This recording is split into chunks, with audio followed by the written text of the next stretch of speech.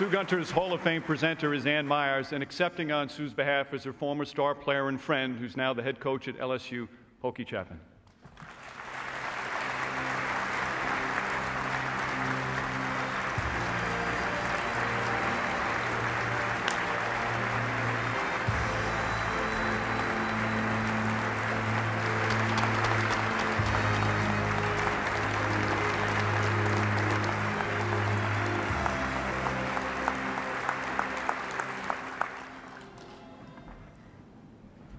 When I first walked in the doors of the Hall of Fame, the first thing I thought about was, man, I hope they don't make the rookie go first, you know?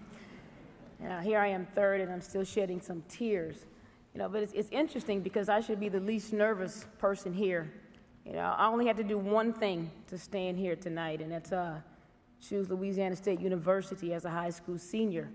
And it led to 18 years of witnessing Coach Gunter's mastery.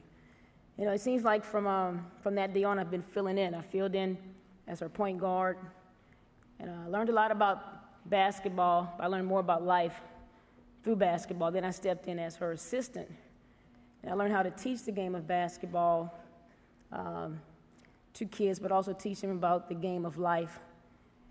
Then I stepped in as her interim head coach and led her team to a Final Four. And now I stand here before you on a night that should be the grandest for her, and I represent her here again tonight. And I just saw Pat a few minutes ago. I should be okay, Pat, because you referred to me as Sue Jr., and I'll try to do my best, Sue Jr. If Sue was with you guys tonight, she would first thank the Basketball Hall of Fame. You know, those of us who knew her dearly understood that she struggled with the limelight. And I mentioned this earlier, but this was a different type of limelight. This was not Sue being on the cover of a media guide. This is Sue being on the cover of basketball.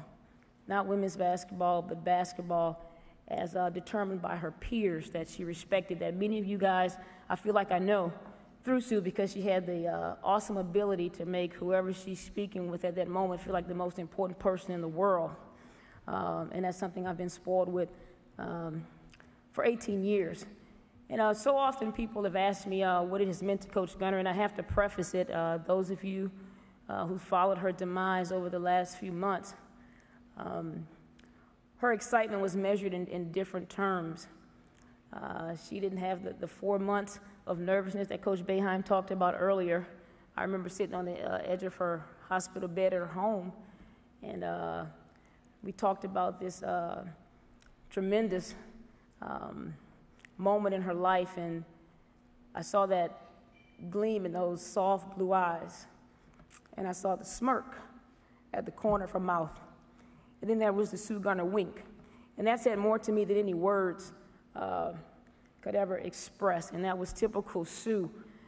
You know, and so often in moments and nights like these, the 708 victories, what people outside of this game will measure Coach Gunter by, but I think the 708 victories for Sue more appropriately represented close to the 708 athletes, coaches, lives that she directly impacted.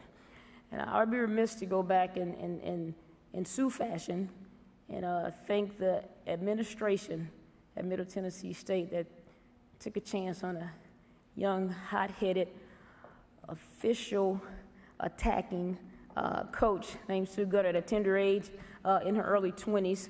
Also that administration at Stephen F. Austin and LSU. And she would also thank her entire staff. But for Sue, what separated her was not just the staff that sat next to her on game night or at practice or in film breakdown sessions, but the staff of administrative assistants, the staff of secretaries, the staff of the administration, obviously the custodial workers. And to me, I think that's what separated her and not only made her a great coach, but the best that I've bared witness to in my young life. And I thank her because I know she's smiling down on me right now. And if she was given 5 minutes, she would be done in 3. But she's not the boss tonight, and I'm going to take all 5. You know, and I thank my lucky stars that I made that decision back in 1987 to become a part of her life, because now she's embedded in my fabric. And I hope I can come close to living up to the Sue Gunter legacy. Thank you.